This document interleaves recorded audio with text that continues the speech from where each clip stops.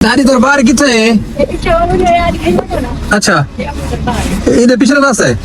अच्छा ऐसा भूले मैंने अगर जी तो पहुंच गए हैं जी ये पीर साहब बार बार जुम्मतुल मुबारक के दिन सबसे पहले मैं पहुंचा जो सईद और रशीद लुटर और उनके वालिद मोहतरम साथ बैठे थे उनके घर पहुंचा। उनके वालिद मोहतरम ने कहा कि आपके वालिद से मेरा बहुत ही पुराना ताल्लुक है, बड़ी पुरानी यादें ताज़ा हैं, उनसे बड़ी गपशप हुई। उसके बाद मेरी मुलाकात हुई चाचा गुलाम रसूल जामी से। अच्छा ये जी चाचा गुलाम रसूल, इसके कपड़ों का इनके कपड़ों का स्टाइल आप चेक करें, ये मुकम्मल मूछों का और दाढ़ी का और फिर ये कफ जो आज का चल रहा है इनका स्टाइल बहुत ज्यादा पुराना है। चाचा की हाल है? अल्लाह दी रहमत है। कितने पुराना स्टाइल की दिल है संभला तो बस एक पामड़ लगा तो सही है पाउंड लगे मुझ द स्टाइल ही है मुझ जड़ा लथी है यो सटा रखे थे ना।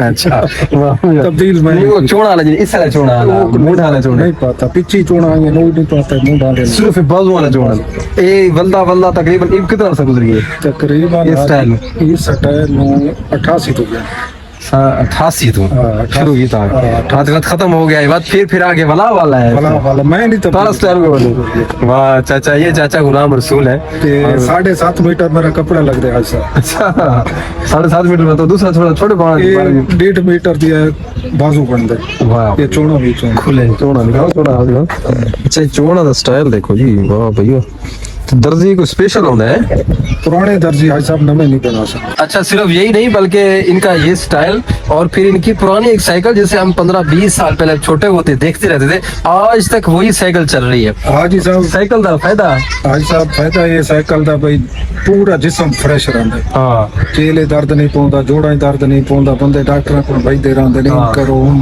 तकलीफ कोई नहीं कोई होती तकलीफ नहीं। बाकी अल्लाह तरफ जेडी आवनी वो आवनी है लेकिन जिसम दी तकलीफ कोई नहीं है इस बंदा फ्रेश रहता है 50 किलो आटा चाह के दाने चाह के मैं चक्की थी इस टाइम साइकिल से वेरी गुड कोई मैंने महसूस ही नहीं की। वाह भैया उसके बाद मैं पहुंचा हूँ 47 जगह भाई राशिद के पास इनके पास टच मोबाइल ही नहीं थे और ये मेरी वीडियो नहीं देखते थे। मैंने कहा चलो कोई ना कोई जरूर आपको बताएगा कि मैंने मुश्ताक अंसारी के व्लॉग में आपको देखा है। उसके बाद मैं 47 जगह में मौजूद था तो मेरी मुलाकात हुई मास्टर ज़ियाउर साहब के बेटे कमरान जिया के साथ। उन्होंने मुर्गियां पाली हुई थी। मैं उनके हवेली में दाखिल तो मुर्गियों ने समझा कि शायद दाना उनका डालने के लिए आए हैं तो वो भाग के मुर्गे मेरे पास आ गए। मैंने कहा कि ये भूखी है इनको दाना डालो। खैर कमरान भाई ने मुर्गी की खुराक और अंडों के बारे में बहुत सारी मालूमात मुझे दी। उसने मुझे बताया कि सर्दी में हमें बाजार से अंडे लेने की जरूरत नहीं पड़ती, मुर्गी को बहुत ज्यादा फायदे हैं। जुम्मा मुबारक अदा करने के बाद मैंने अपनी गाड़ी के बोनेट पर खूबसूरत अंदाज से पाकिस्तानी फ्लैग लगाया क्योंकि 14 अगस्त का दिन आन पहुंच गया और मैं हमेशा जश्न आजादी बड़े जोश और खरोश के साथ मनाता हूँ। गाड़ी निकाली और मैं निकला बकर की तरफ क्योंकि मैंने जाना था बकर से होकर रज़ई शाह और पीर साहब। रज़ई शाह और पीर साहब बकर के कस्बे हैं जो कि लैया रोड पर आते हैं। ये मैं पहुंच गया जी बकर के लारियड और यहाँ से होता हुआ जंग मोड़ से होता हुआ मैं पहुंच गया हूँ जी बिहल रोड पर। बिहल रोड की हालत जार देखकर मुझे बहुत ज्यादा तरस आया। हालांकि बकर का एक बहुत बड़ा हॉस्पिटल अल हादी कॉम्प्लेक्स यहाँ पर मौजूद है। यहाँ पर रोड को क्लियर होना चाहिए था, कारपेट रोड होना चाहिए था, लेकिन न जाने पता नहीं क्या वजह है यार। आखिरकार मैं पहुंच गया जी रज़ई शाह जहाँ पर भाई जुए मुझे सड़क पर लेने के लिए आए थे क्योंकि उनके घर का रास्ता मैं भूल चुका था और ये रज़ई शाह था। मैं यहाँ पहुंच चुका था। रज़ई शाह साफ सुथरा तो कस्बा है लेकिन यहाँ की गलियां बहुत छोटी छोटी थी और मैं बड़ा हैरान हो रहा था क्योंकि यहाँ शहर नहीं है ये कस्बा है, इसकी गलियां तो बिल्कुल छोटी नहीं होनी चाहिए, बड़ी बड़ी गलियां होनी चाहिए, लेकिन न जाने क्या वजह थी। बड़ी मुश्किल से मैं गाड़ी क्रॉस करता हुआ जा रहा था क्योंकि मुझे खतरा था कहीं गाड़ी कहीं लगी ना जाए, इतनी छोटी गलियां थी यहाँ पे। मुझे तो यूं लग रहा था जैसे ये वो गलियां जिसके बारे में कहा जाता है कि पतली गली ले और निकल जा बच्चू। चलो कोई बात नहीं, कहते हैं ना कि बड़े बड़े शहरों के अंदर छोटे मोड़ आ जाते हैं। खैर बड़ी मुश्किल से मैं ज़ुहैब बस पहुंच ही गया।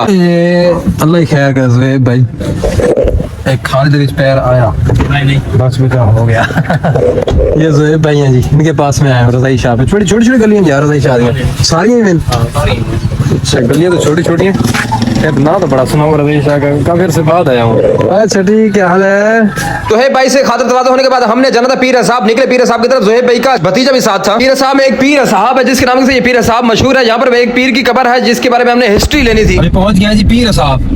पीर साहब की सड़कें तो अच्छी है और जा रहे हैं जी दरबार पर। ये पीर साहब जो है ये पीर है कोई असहाब की लड़ी से है। चलो वो भी देख लेते हैं, आज उसका भी व्लॉग बनाते हैं। पीर साहब का मज़ार रोड से तकरीबन 5-6 किलोमीटर दूर था और ये छोटी छोटी गलियां थी जहाँ पर भी, लेकिन इतनी छोटी नहीं थी, लेकिन साफ सुथरे रोड थे। यहाँ पर पीर साहब ने तमाम दोस्तों को मेरा प्यार भरा सलाम हो गया। हम यहाँ से क्रॉस करते हुए जा रहे थे। पक्का रोड उतरने के बाद आगे कच्चा रोड आ गया और यहाँ पर पानी पानी करता बहुत ज्यादा गारा बना हुआ था। मैं अपनी गाड़ी धो के निकला था। मैं बड़ा परेशान हूँ, मेरे गाड़ी के टायर बिल्कुल खराब हो चुके थे यार, अजीब हालत बनी हुई थी यहाँ पे। तो जंगलों के अंदर से क्रॉस करके जा रहे हैं दरबार पर। दादी दरबार कितने है? अच्छा इधर पिछले रास्ते है। अच्छा ऐसा भूले मैंने अगर अच्छा, सारी तरफ भला थी ये। बड़ा ही खतरनाक सा रास्ता है यार।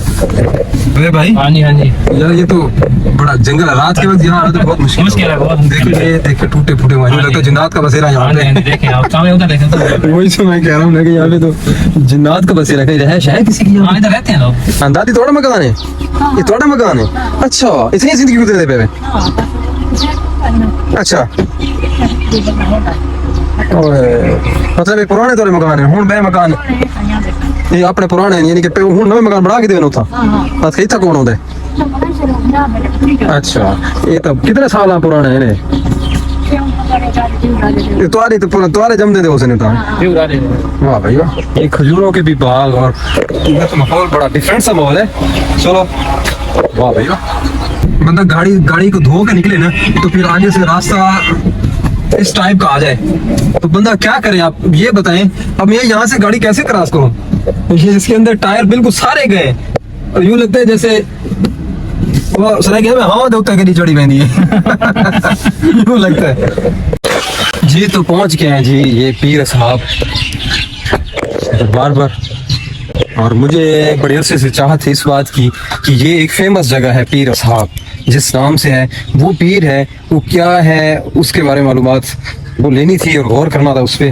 तो ये एनवायरनमेंट है यहाँ पे, रात के वक्त तो बड़ा खौफनाक एनवायरनमेंट होगा। यहाँ पर एक मजदूर सा दीवाना सा शख्स खड़ा था जो मुझे गरीब लग रहा था। उसने मुझे कहा कि यहाँ जूते उतार के अंदर दाखिल है। मैंने उससे पूछा कि आप क्या करते हैं? उसने कहा यहाँ पे मैं खिदमत करता हूँ। खैर मैंने यहाँ पे जूते उतारे और अंदर दाखिल हुआ और यहाँ पर और भी लोग आए होते ज़ियारत के लिए। एक बंदा बुजुर्ग आया होता जो मिठाई तकसीम कर रहा था। उससे मैं इस पीर साहब की हिस्ट्री ढूंढता रहा लेकिन मुझे लिखी हुई कहीं नहीं मिली। मैं पूछता भी ना लोगों से लेकिन किसी को पता ही नहीं था। एक बहुत बड़ी कब्र है, एक मकान जितनी कब्र है और इसके बारे में कहा जाता है कि ये साल बढ़ती है और कुछ लोगों का ख्याल है कि इसके ऊपर गारा बहुत ज्यादा लगाया जाता है जिसकी वजह से ये एक मन गढ़ंत बात है, ये बढ़ती नहीं है। खैर इसके बारे में एक अलग व्लॉग बना चुका हूँ जो मैं अनकरीब अपलोड कर दूंगा। खैर पीर साहब दरबार का विजिट करने के बाद हम चले वापस की तरफ और जोहे भाई ने कहा कि मुझे रोड पर उतार दो, हम वॉक भी करते जाते हैं और घर भी चले जाएंगे। खैर मैंने उनको रोड पर उतारा और बकरी की तरफ वापस चला। भाई अली शेख मेरे साथ राब्ते में था, उसने मुझे कहा कि मेरे पास जरूर आना है। खैर मैं चला अली भाई के पास और ये बाजार क्रॉस कर रहा था। बाजार में रौनक लगी हुई थी लेकिन बाजार बंद था जुम्मा मुबारक की वजह से। बाजारों को क्रॉस करने के बाद आखिरकार मैं पहुंच गया अली भाई के पास और अली भाई को अपनी गाड़ी में बिठाया। अली भाई ने कहा कि शहजाद होटल चलते। मैंने कहा यार लेट हो जाएगा। उसने कहा चलो कहां चले? मैंने कहा यार चलते आए कुल्फा खाने के लिए। रेलवे फाटक से थोड़ा सा आकर ये नासिर का मशहूर कुल्फा और गजरेला, सर्दी में गजरेला और गर्मी में कुल्फा होता है। यहाँ पर हमने बैठकर कुल्फा खाया। इनका कुल्फा बहुत मजे का, माशाल्लाह मजा आ गया। फिर मैं जब मैं अली भाई को घर छोड़ने के लिए गया तो मेरा दिल किया कि पीर आबिद सुल्तान साहब से मुलाकात कर ले। पीर आबिद सुल्तान साहब अपने डेरे पर मौजूद है और बड़ी आला शख्सियत के मालिक हैं। सबसे ज्यादा खुशी मुझे उस वक्त हुई जब मैंने अपने चेहरे के बारे में बताया तो उन्होंने मुझे कहा कि मैं आपके व्लॉग कभी कभी देख लेता हूँ। पीर आबिद सुल्तान साहब सुल्तान बाहू की लड़ी से हैं। खैर उनसे गपशप करने के बाद मैंने विजिट किया, ज़ियारत की सरदार बख्श दरबार की। और सरदार बख्श दरबार की वजह से इस इलाके का नाम भी सरदार बख्श रखा हुआ है। यहाँ पर नमाज मगरिब का वक्त हो गया और हमने नमाज मगरिब अदा की और घर की तरफ रवाना हुए। आज का थोड़ा सा मेरा व्लॉग लंबा हो चुका है, उसके लिए बात खा हूँ।